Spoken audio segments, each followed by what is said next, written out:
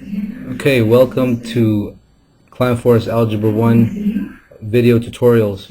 This is another resource that you can avail in case you are struggling with a concept that you may have missed in class.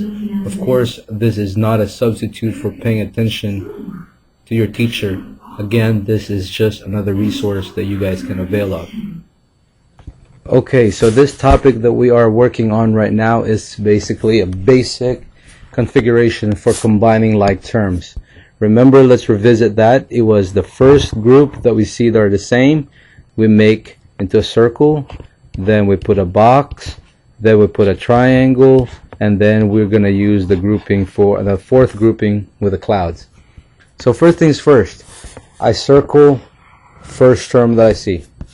Now I just look at each of them to see which is another term of the circle.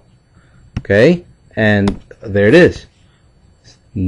Again, remember, we have to include the sign before it. Okay, now after that we're gonna go ahead and make it a box. That's for the y, and again I have to include that sign. Then after that I will go ahead and make a triangle. Then triangle, there it is.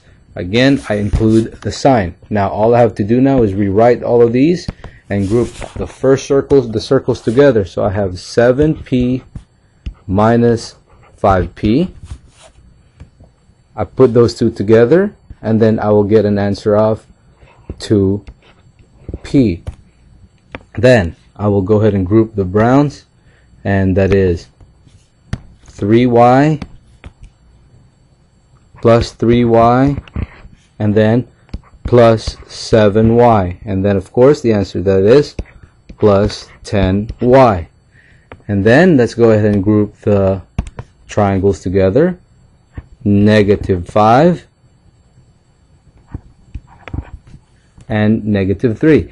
Depending on how you do this, the way I always teach everybody else is that this is a negative and then a negative. When you combine them, you just pretty much add them and then keep the sign of the bigger one. So I have -8.